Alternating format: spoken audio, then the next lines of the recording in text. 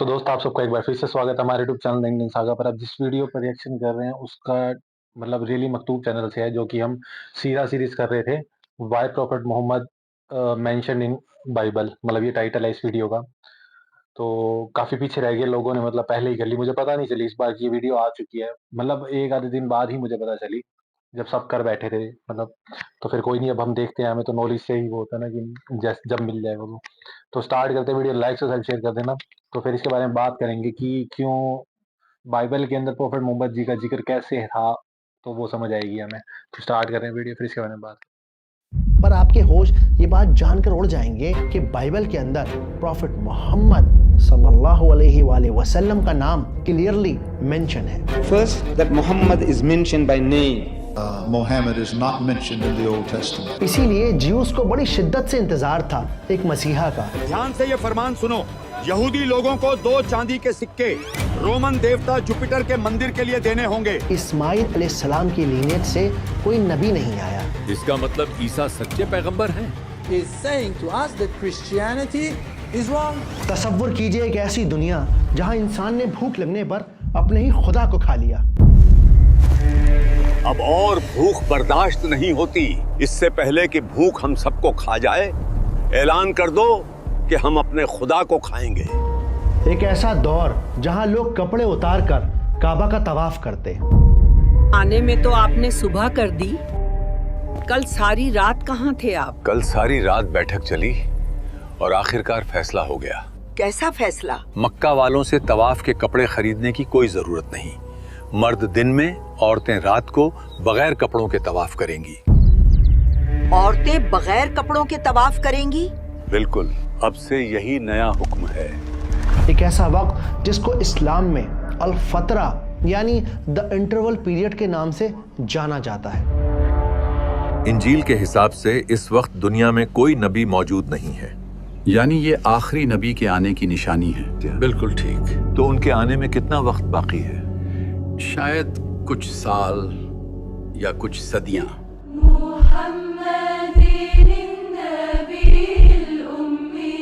ये कहानी है मक्का की, ये बात है मोहम्मद सल्लल्लाहु अलैहि वसल्लम की। इक़रा, पढ़ो, अपने रब के नाम से पढ़ो। अस्सलाम वालेकुम, ये हमारी सीरतुन नबी सीरीज़ का चौथा एपिसोड है। पिछले एपिसोड में हमने जाना कि कैसे बनु जुरहम के करप्शन की वजह से अल्लाह ने उन्हें मक्का से निकाल दिया। जाते जाते जुरहम के सरदार ने जमजम के कुएं को ज़मीन में दफन कर दिया और इस तरह हज़ारों साल तक मक्का प्यासा हो गया।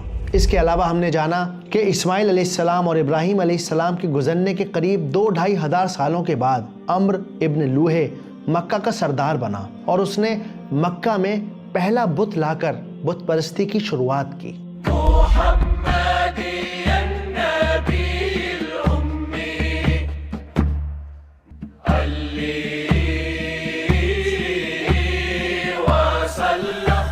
कहते हैं हर शहर की एक कहानी होती है, एक कहानी जो वक्त के साथ लिखी जाती है। मक्का की कहानी भी कुछ ऐसी ही थी।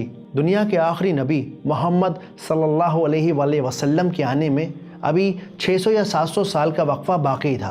दुनिया के बहुत सारे लोग जैसे ज्यूज और क्रिश्चियंस आखिरी नबी का इंतज़ार कर रहे थे। लेकिन यहाँ 2 बहुत इंपॉर्टेंट बातें हैं जिन पर गौर करना बहुत ज़रूरी है। सबसे पहली बात तो ये कि मक्का के अंदर कुरैश ने, यानी उस लीनियज ने जिससे आप सल्लल्लाहु अलैहि वसल्लम आने वाले हैं, उसने बुत परस्ती को शुरू नहीं किया, बल्कि कुज़ाहा कबीले ने किया, क्योंकि अम्र इब्न लूहे कुज़ाहा कबीले का सरदार था। हालांकि हम आगे चलकर देखेंगे कि मक्का और आसपास के बहुत सारे कबीले बुत परस्त हो गए, लेकिन शुरुआत कुज़ाहा कबीले ने की थी। दूसरी बहुत ज़्यादा इंपॉर्टेंट बात जो गौर करने की है वो ये है कि इन 2-2.5 हज़ार सालों में इस्माइल अलैहिस्सलाम की लीनियज से कोई नबी नहीं आया, लेकिन उनके छोटे भाई इसहाक अलैहिस्सलाम की नस्ल से नबियों का सिलसिला चलता रहा। जैसे याकूब अलैहिस्सलाम, यूसुफ अलैहिस्सलाम, मूसा अलैहिस्सलाम और इसहाक अलैहिस्सलाम की नस्ल के आखिरी नबी عیسیٰ علیہ السلام دنیا میں آ کر جا چکے تھے، اور یہ نبی مکہ میں نہیں بلکہ دنیا کے الگ الگ علاقوں میں آئے، جیسے ایجپٹ، پیلسٹائن، جروسلم کے علاقوں میں۔ اور ان سارے نبیوں کے اندر ایک بات بالکل کامن تھی کہ یہ سب ایک اللہ کی عبادت کا میسج پہنچاتے رہے، لوگوں کو بت پرستی سے، شرک سے روکتے رہے۔ اور ہم نے ان کو اسحاق اور یعقوب بخشے اور سب کو ہدایت دی، اور پہلے نوح کو بھی ہدایت دی تھی، اور ان کی اولاد میں سے داؤد اور سلیمان اور ایوب اور یوسف اور موسیٰ اور ہارون کو بھی، اور ہم نیک لوگوں کو ایسا ہی بدلہ دیا کرتے ہیں۔ ہسٹورینز کے اکارڈنگ جب عمرو ابن لوہے پہلا بت لے کر مکہ پہنچا، وہ انسانیت کے لیے ایک عجیب دور تھا۔ زمین پر انسان کی رہنمائی کے لیے کوئی نبی موجود نہیں تھا۔ یہ وہ دور تھا جب شام پر رومنز کا کنٹرول تھا، جیوز اور کرسچنز رومنز کے انڈر تھے، ان کے غلام تھے۔ اسی لیے جیوز کو بڑی شدت سے انتظار تھا ایک مسیحا کا، ایک ایسا مسیحا جو ان کو روم کی غلامی سے آزادی دلوائے گا اور ان کو دنیا کی طاقت بنائے گا۔ دھیان سے یہ فرمان سنو، یہودی لوگوں کو 2 چاندی کے سکے رومن دیوتا جوپیٹر کے مندر کے لیے دینے ہوں گے، اور یہ لگان آج سے ہی لاگو ہے۔ لگان نہ بھرنے پر دردناک سزا دی جائے گی۔ یہ تو ظلم ہے۔ بس تھوڑا وقت اور، جلد ہی مسیحا آنے والا ہے۔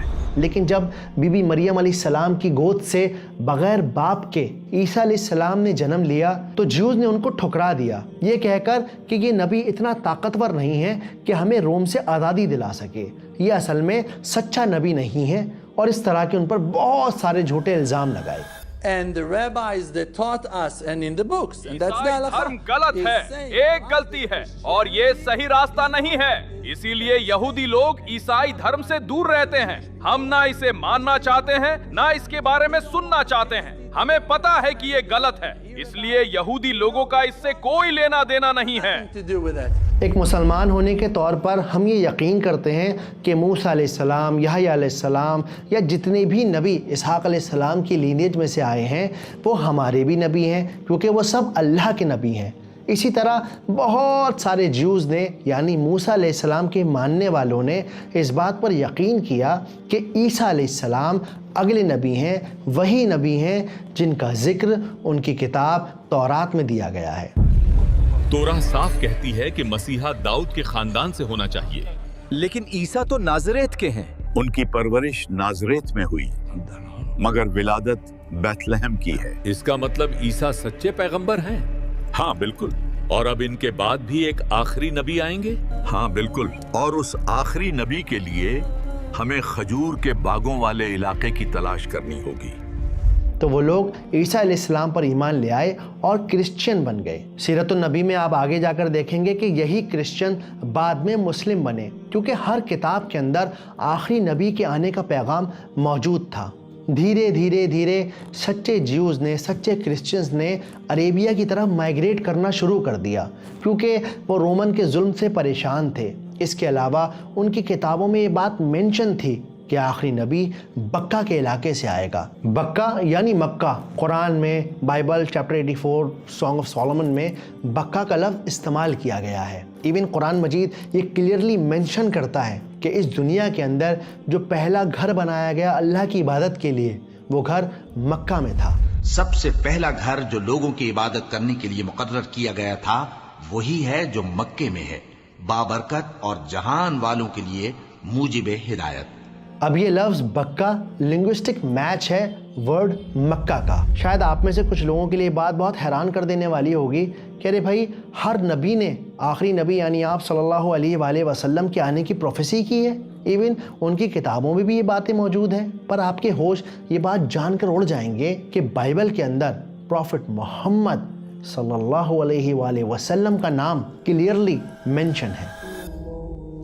In the Old Testament, in the Song of Solomon, chapter 5, verse 16, in the Hebrew language, it reads, Hikko mamittakim vi kullo Muhammadim zahdudi vi zahra'i bainat Jerusalem. The word Muhammadim is Muhammad, I am im. Im is a plural of respect in Hebrew. تو as a مسلم ہم یہ blue کرتے ہیں کہ Bible اللہ کی کتاب ہے، اللہ نے عیسیٰ علیہ السلام کو وہ کتاب دی، لیکن ہم اس کتاب کی کسی بھی بات کو نہ تو پوری طرح ایکسیپٹ کرتے ہیں نہ ہی پوری طرح جھٹلاتے ہیں، کیونکہ مسلم کمیونٹی کا یہ ماننا ہے کہ بائبل کے اندر اس کے ماننے والوں نے بہت سارے چینجز کر دیے، لیکن پروفٹ محمد کے نام کو انہوں نے وہاں سے ہٹایا نہیں بلکہ اس کا مطلب چینج کر دیا، لولی ڈیزائر کر دیا۔ اگر آپ چاہیں تو بائبل کے اس لفظ کا آپ اسکرین شاٹ لے کر اپنے کسی بھی ٹرانسلیٹر کو دے سکتے ہیں اور کہیں کہ بھائی اسے ٹرانسلیٹ کر کے بتاؤ، تو وہ آپ کو جواب دے گا آل ٹوگیدر لولی ڈیزائر۔ لیکن جب آپ اس سے کہیں گے کہ I don't need word translation, I need linguistic pronunciation, تو اس کا جواب ہوگا محمد۔ دنیا کے سمجھدار لوگ کہتے ہیں کہ آپ ناموں کے مطلب کو چینج نہیں کر سکتے۔ مثال کے طور پر اگر کسی آدمی کا نام شاہ رخ ہے تو اسے شاہ رخ ہی کہا جائے گا، آپ یہ نہیں لکھ سکتے کہ وہ جس کا چہرہ بادشاہوں جیسا ہے۔ لیکن جب کرسچن نے ہیبریو میں نازل ہوئی اس بائبل کو انگلش میں اور دوسری زبانوں میں ٹرانسلیٹ کیا، تب انہوں نے اس نام محمد کو ٹرانسلیٹ کر دیا، جبکہ ناموں کو یعنی ناؤن کو ٹرانسلیٹ نہیں کیا جاتا۔ You have no right to translate names of people. Anybody. Your name should be retained. Mr. Black is Mr. Black, though he is white. If I say in Urdu, I say ye Mr. Black hai. I can't say Mr. Kala. ٹھیک، اب کیونکہ interval period چل رہا تھا، لوگوں کو کوئی correct کرنے والا نبی نہیں تھا، تو دنیا کے اندر بے انتہا خرابیاں پیدا ہو گئیں، جیسا کہ ہم دیکھتے ہیں اور پڑھتے بھی ہیں کہ رومن امپائر کے اندر گے اور لیسبین کا بہت زیادہ چلن چلنے لگا۔ اس کے علاوہ مکہ کے اندر اور دوسرے آس پاس کے علاقوں میں، ملکوں میں بہت زیادہ بت پرستی بڑھنے لگی۔ لوگوں نے نئے نئے رسم و رواج، نئی نئی بدعتیں نکال لیں۔ لوگوں کے دل اتنے زیادہ پتھر ہو گئے کہ وہ عورت کو پیر کی جوتی سمجھنے لگے، اپنی پیدا ہوئی بچیوں کو زندہ دفن کر دیا کرتے۔ تم اسے تو زندہ رہنے دو، یہ اپنی بڑھاپے کا سہارا بنے گی۔ چھوڑ مجھے، تو چاہتی ہے کہ میں اسے ساری زندگی بیٹھا کے کھلاؤں، پھر یہ کسی کی غلام بن جائے یا اپنے شوہر کے قبیلے کے کام آئے؟ میں اسے میرے حصے میں سے کھلا دوں گی، اسے زندہ رہنے دو، اسے مت مارو۔ بہت بڑی ذلت ہے، دوسری عورتیں لڑکے پیدا کرتی ہیں، ان پر فخر کرتی ہیں کہ انہوں نے جنگ کے لیے جوانی مزدور دیے۔ میری بچی کو جینے دو، رحم کرو۔ تو نے لڑکا پیدا نہیں کیا تو تم بھی زندہ نہیں بچے گی۔ اس مووی کے سین سے ہمیں بس ایک اندازہ لگتا ہے کہ انسان کس حد تک گر چکا تھا۔ ابن ہشام نے اس دور کو اپنی کتاب سیرت النبی میں جاہلی دور کہا ہے۔ اب جاہل کا مطلب الٹریٹ نہیں ہوتا، ان پڑھ نہیں ہوتا، بلکہ جب آپ اس لفظ کی گہرائی میں اتریں گے تو آپ کو پتہ چلے گا کہ جاہل اصل میں عقل مند کا اپوزٹ ہے، یعنی کہ ایک انسان پڑھا لکھا ہو کر بھی جاہل ہو سکتا ہے۔ ایسا انسان جو اپنی خواہشوں کے لیے اپنے ایگو کے آگے جھک جائے اور سچ کا ساتھ چھوڑ دے۔ مکہ کے اندر ایسے ایسے رسم و رواج، ایسی ایسی خرابیاں پیدا ہو گئیں جن کا تعلق دین ابراہیمی سے دور دور تک نہیں تھا۔ تو اب مکہ میں ہونے یہ لگا کہ جب یہ لوگ اپنے گھر سے سفر کے لیے نکلتے تو آخری کام یہ کرتے کہ اپنے بت کے اوپر ہاتھ پھیرتے اور ایک چھوٹا پتھر خانہ کعبہ کا اپنی جیب میں رکھ لیتے، اور بس جب جہاں ان کا دل چاہتا اس کے آگے بیٹھ کر اس کی عبادت کرتے۔ اے اللہ کے وسیلے، میرا یہ سفر آسان کر دیجئے اور میری تجارت میں برکت و اضافہ فرمائیے۔ میرے اللہ، میں اس پتھر کی عبادت نہیں کرتا، اسے بس تیری یاد کے لیے ساتھ رکھتا ہوں۔ صحیح بخاری میں ہمیں ایک حدیث ملتی ہے کہ ایک صحابی بتاتے ہیں کہ ہم لوگ پتھروں کو پوجتے، اور اگر کوئی اس سے زیادہ خوبصورت پتھر مل جاتا تو اس کو پوجنے لگتے اور پرانے والے پتھر کو اٹھا کر پھینک دیتے، اور اگر کچھ نہ ملتا تو مٹی جمع کر کے اس پر بکری کا دودھ ڈال دیتے اور اس مٹی کا طواف کرتے، اور جب یہ لوگ گھر واپس لوٹتے تب بھی ان کا یہی معاملہ رہتا۔ اپنی بیوی اور بچوں سے بعد میں ملاقات کرتے، سب سے پہلے اس بت کے پاس جا کر اس کے آگے اپنا سر جھکاتے۔ اے وسیلو، تم پر میرا سب کچھ قربان، میرا مال بھی، میری اولاد بھی۔ اس کے علاوہ مکہ کے اندر ایک قبیلہ تھا، یمامہ قبیلہ۔ اس قبیلے نے کیا کیا کہ کھجور، پنیر اور دودھ وغیرہ کا ملا کر انہوں نے ایک بڑا بت بنا لیا۔ پھر ایک بار سخت قحط کا دور پڑ گیا، کھانے کو کچھ نہ تھا۔ جندل کے گھر سے کئی لوگ گزر گئے، ابھی نہ جانے کتنے اور جائیں گے، ہر گھر بھوکا ہے۔ اب بھوک برداشت نہیں ہوتی، سمجھ نہیں آ رہا کیا کروں۔ دل چاہتا ہے خود کو ہی کاٹ کر کھا لوں۔ اور جب بھوک برداشت نہ ہوئی تو ان لوگوں نے فیصلہ کیا کہ کیوں نہ حیض کو ہی کھا لے۔ اس سے پہلے کہ بھوک ہم سب کو کھا جائے اعلان کر دو کہ ہم اپنے خدا کو کھائیں گے.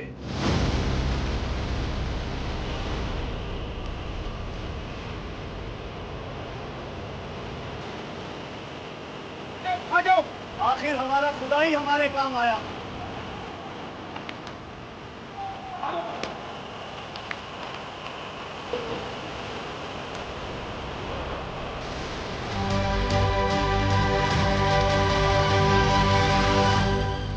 آخر ہمارا خدا ہی ہمارے کام آیا. بڑے بزرگ صحیح کہتے ہیں.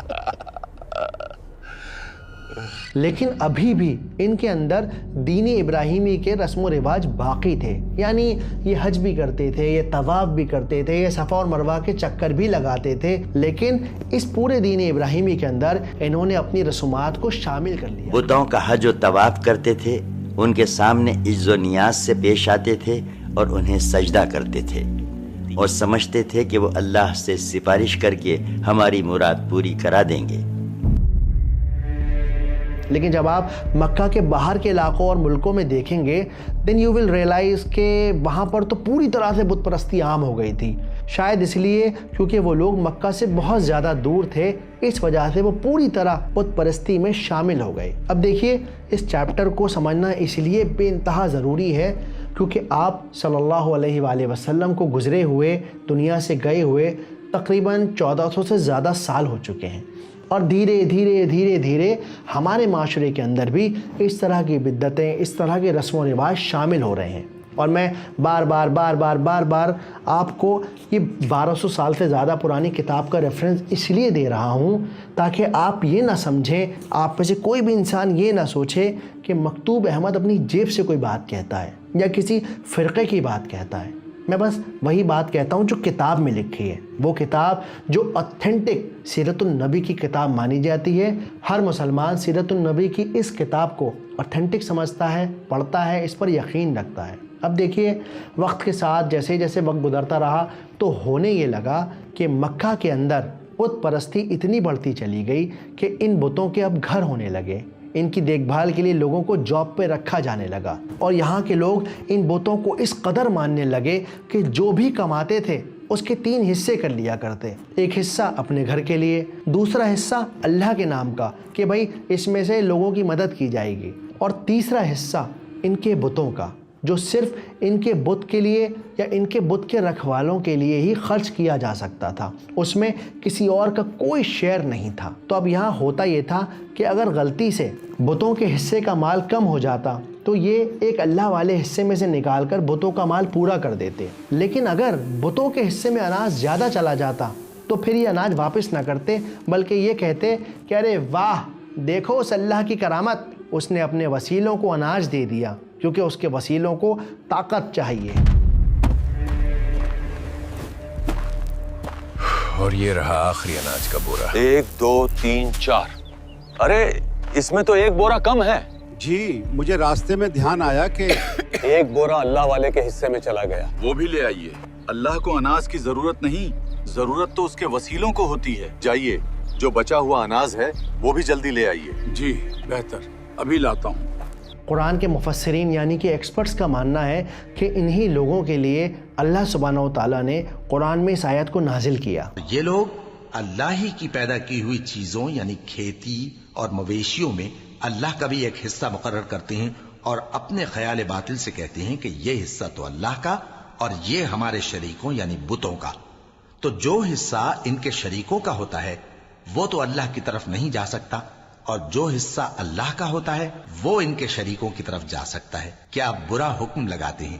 بت پرستی کے علاوہ مکہ کے اندر بہت زیادہ ایسٹرولوجی عام ہو گئی، یعنی ستاروں کو دیکھ کر فیوچر بتانا، ہاتھ دیکھ کر ان کے چھپے ہوئے چوری ہوئے مال کا پتہ بتانا، اور اس کے عوض میں ان سے مال لیا کرنا یہاں کا کلچر ایک ٹریڈیشن بن گیا. اور وہ لوگ جو یہ کام کیا کرتے تھے انہیں کاہن کہا جاتا اور انہیں بڑی عزت کی نظر سے دیکھا جاتا. دوسری طرف مکہ کے سرداروں نے اپنے آپ کو ہمس کہنا شروع کر دیا. ہمس یعنی کہ پاک لوگ. وہ یہ کہا کرتے تھے کہ ہم بہت پاک لوگ ہیں کیونکہ ہم کعبہ کے کسٹوڈین ہیں، اس کے ذمہ دار ہیں، اس کے خادم ہیں. میں کہتا ہوں یہ لوگ دور دراز کے ملکوں سے آتے ہیں، अलग अलग कबीलों के लोगों के साथ हंसी ठट्ठा करते फिरते हैं। मक्का में हर तरह का माल बेचते फिरते हैं। अल्लाह जाने ये लोग और क्या क्या करते हैं। और फिर इन्हीं कपड़ों में काबा का तवाफ करते हैं। मेरे ख्याल में ये लोग हम मक्का वालों की तरह पाक नहीं हैं, बल्कि नापाक हैं। इसलिए मेरी राय है कि आप ये हुक्म लागू कर दीजिए कि काबा का तवाफ सिर्फ पाक कपड़ों में होगा और वो कपड़े सिर्फ मक्का में ही मिलेंगे। ये तो बेहतरीन ख्याल है। ये फैसला काबा और काबा के खादिमों के लिए फायदेमंद होगा। ये असल में इन लोगों का एक मास्टर स्ट्रोक था। उन्होंने काबा की कस्टोडियनशिप को एक हथियार की तरह इस्तेमाल किया ताकि इकोनॉमिकली वो लोग बहुत पावरफुल हो सकें। इसके अलावा वो साइकोलॉजिकली लोगों को डोमिनेट कर सकें, उन्हें बता सकें कि क्योंकि हम काबा के रखवाले हैं, उसके खादिम हैं, इसीलिए हम सुपीरियर हैं और तुम हमारे आगे कुछ नहीं। सूर्य माउन वाली वीडियो में मैंने इस बिद्दत को एक सीन के ज़रिए भी समझाया है, जहां मैंने बताया है कि किस तरह से गुज़रते वक्त के साथ जब आप सल्लल्लाहु अलैहि वसल्लम दुनिया में आ गए, उन पर सूर्य माउन नाजिल हो गई, तब भी ये बिद्दत, ये रस्म व रिवाज चलते रहे।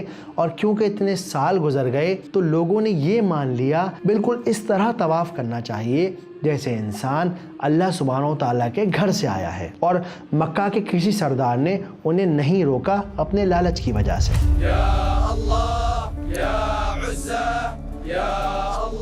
क्या तुम इसी तरह जाओगे तवाफ करने? हाँ, बिल्कुल ऐसे ही जाऊंगा। दिमाग ठिकाने है तुम्हारा? ये कपड़े पहनकर जाओगे का? इन कपड़ों में कोई परेशानी है क्या? अरे उतारो ये गुनाह वाले कपड़े। अल्लाह के घर का तवाफ वैसे करो जैसे तुम दुनिया में आए थे। तुम्हारा मतलब बिना कपड़ों के? हाँ बिल्कुल। बनु तमीम के लोग कपड़े उतार कर तवाफ कर रहे हैं। कोई बात नहीं, वो जैसे हज करना चाहें करने दो। उन्हें नाराज करना मतलब कारोबार का नुकसान। इसके अलावा काबा के बाहर कुछ खोमचे भी लगवाए हैं, जाकर उनसे किराया वसूल कर लो। जी बेहतर। चलो चलें। यानी एक बिद्दत, एक रिवोल्ट, एक मजबूरी, एक रस्म बन गई, एक दीन का पार्ट बन गई। चुनाचे अगर उनका कपड़ा दस्तयाब ना होता तो मर्द नंगे तवाफ करते और औरतें अपने सारे कपड़े उतार कर सिर्फ एक छोटा सा खुला हुआ कुर्ता पहन लेती और उसी में तवाफ करती और दौरान तवाफ ये शेर पढ़ती जाती, आज कुछ या कुल शर्मगाह खुल जाएगी, लेकिन जो खुल जाए खुल गया है और दिखाई दे रहा है, उसे देखना मैं किसी के लिए भी हलाल नहीं करती।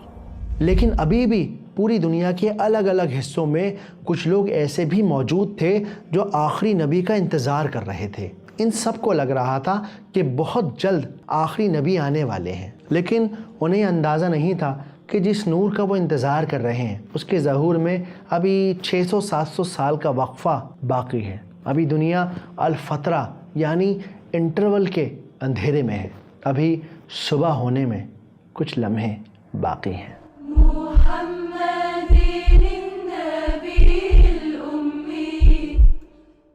चलिए अब समझते हैं कि सीरत का ये चैप्टर हमें क्या सिखाता है।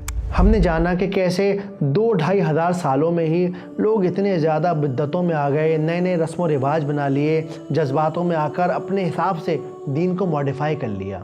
मोहम्मद सल्लल्लाहु अलैहि वसल्लम को दुनिया से गए तकरीबन 1400-1450 साल हो चुके हैं और आज इस तरह की बिद्दतें हमारे बीच भी मौजूद हैं। लोग अपनी मुरादों को मांगने के लिए पेड़ों पर मटके लटका रहे हैं, कहीं पर कोई धागे बांध रहा है, कहीं पर चादरें चढ़ाई जा रही हैं, जो कि अपने आप में बहुत हैरान कर देने वाली बात है। मैं आपको बुरा नहीं कहता, मैं ये नहीं कह रहा हूँ कि आपकी नीयत में खोट है, ना ना ना ना ना। मैं जानता हूँ कि आप अल्लाह सुब्हानहू तआला से शायद मुझसे भी ज़्यादा मोहब्बत करते हैं, तभी तो अपने घर से निकल के इतने लंबे सफ़र करते हैं। हर किसी के लिए आसान तो नहीं, लेकिन कभी कभी बहुत ज़्यादा ज़रूरत है इस बात को समझने की कि जो एक्शन, जो अमल मैं कर रहा हूँ या कर रही हूँ, कहीं वो गलत तो नहीं। जब सीरतुन नबी की किताब मैंने पढ़ी है और इंशाअल्लाह ताला आपने भी पढ़ी होगी, आप पढ़ेंगे तो आपको कहीं पर भी आप सल्लल्लाहु अलैहि वसल्लम की ज़िंदगी में ये एक्शंस, ये अमल नहीं मिलेंगे, बल्कि आप हमेशा ये पाएंगे कि रसूलुल्लाह ने बस ये बताया है कि उस एक अल्लाह से मांगो, उस एक अल्लाह की इबादत करो, उस एक अल्लाह से मुराद मांगो, उस एक अल्लाह को अपना समझो और यकीन जानो कि वो तुम्हारी बातें सुन रहा है। आप मटके लटकाओ या ना लटकाओ, चादर चढ़ाओ या ना चढ़ाओ, बस याद रखो कि जो चीज़ तुम्हारे नसीब में उस खुदा ने लिख दी है वो तुम्हें मिलकर ही रहेगी, चाहे तुम उस अल्लाह को मानो या ना मानो। فرماتے ہیں لا تکثر ہمک ما یقدر یکن، اپنے غم کو زیادہ مت بڑھا، جتنا لکھا ہے اتنا مل کے رہے گا، ہوگا وہی جو میرا رب چاہے گا، کوئی شے نقصان نہیں پہنچا سکتی، لا حول ولا قوت الا باللہ، کوئی شے نہ آپ کو بھلائی پہنچا سکتی ہے نہ برائی پہنچا سکتی ہے۔ اور کیونکہ اب اس دنیا میں اور کوئی نبی نہیں آئے گا تو ہم سب کو بہت زیادہ ضرورت ہے آئینہ دیکھنے کی، اپنے آپ کو انالائز کرنے کی اور اپنے آپ سے سوال کرنے کی کہ جو میں کر رہا ہوں کیا وہ رسول اللہ کا طریقہ ہے یا نہیں۔ اگر آپ نے اب تک اپنے دین کو جاننے کی کوشش نہیں کی تو میں کہتا ہوں یہ سفر آج سے شروع کیجئے، تھوڑا تھوڑا وقت دے کر پڑھیے اور انشاءاللہ آپ کے اندر ایک بہت بڑا بدلاؤ آئے گا۔ دوسرا ہے سلیکٹیو سنر۔ مولانا رومی کہتے ہیں ہم وہ گناہ کرتے ہیں جن کو کرنے میں ہم کمفرٹیبل ہیں اور دوسروں کو ان گناہوں پر جج کرتے ہیں جو ہمارے لیے کمفرٹیبل نہیں۔ مثال کے طور پہ لوگ 5 وقت کی نماز پڑھتے ہیں لیکن کریڈٹ کارڈ پر بیاج پر سامان لیا کرتے ہیں، سارا دن اپنی نوکریوں میں کریئر میں لگا دیتے ہیں، زندگی میں کبھی ایک لمحے کا موقع ہی نہیں ملا انہیں کہ وہ اپنے نبی کو جان سکیں یا قرآن کی ایک آیت ایک لفظ کو یاد کر سکیں یا سمجھ سکیں۔ تو ہم لوگ بھی بالکل جاہلی عرب کی طرح انہی چیزوں کو توجہ دیتے ہیں، انہی چیزوں کو وقت دیتے ہیں جن کو ہم دینا چاہتے ہیں۔ آج دنیا میں کتنے سارے مسلمانوں کو یہ لگتا ہے کہ ارے دیکھو کتنا برا حال ہے مسلمانوں کا، غزہ میں کیا ہو رہا ہے، یوغیر مسلم کے ساتھ کیا ہو رہا ہے، سوڈان میں کیا ہو رہا ہے، بلکہ بہت سے لوگ سوال کرتے ہیں کہ اگر اللہ ہے تو مدد کیوں نہیں کرتا ان کی۔ 45,000 بچے جو 10 سال کی عمر سے کم تھے وہ غزہ میں مرے، اور یہ دیکھ رہا ہے وہ، اگر وہ واقعی بھی ہے تو میں جب دنیا دیکھتا ہوں تو میرے دل میں اس کے لیے کوئی عزت نہیں پیدا ہوتی۔ سیرت ہمیں سکھاتی ہے کہ عیسیٰ علیہ السلام اور محمد صلی اللہ علیہ وآلہ وسلم کے بیچ یہ جو 700 سال کی خاموشی ہے یہ اصل میں خاموشی نہیں بلکہ ایک تیاری ہے، ایک پریپریشن ہے، تاکہ انسان یہ دیکھ سکے کہ وہ کس حد تک گر سکتا ہے، اور جب یہ انسان جاہلیت کی انتہا کو پہنچے گا تب ہم آپ صلی اللہ علیہ وآلہ وسلم کی ولادت دیکھیں گے اور دیکھیں گے کہ کیسے انہوں نے اس ساری بدعتوں کو، گرے ہوئے انسان کو ایلیویٹ کیا، ان ساری رسم و رواج کو ختم کیا۔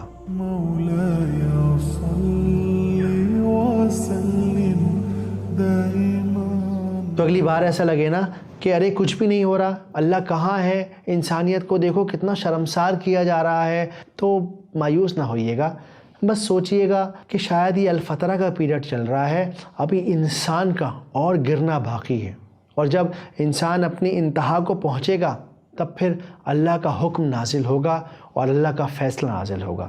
کبھی کبھی خاموشی کا مطلب غیر موجودگی نہیں ہوتا، ہر اندھیرا قبر کی طرح نہیں ہوتا، کچھ اندھیرے ماں کی کوکھ کی طرح ہوتے ہیں جو آپ کو ختم کرنے کے لیے نہیں بلکہ ایک نئی سویری کی شروعات کے لیے ہوتے ہیں۔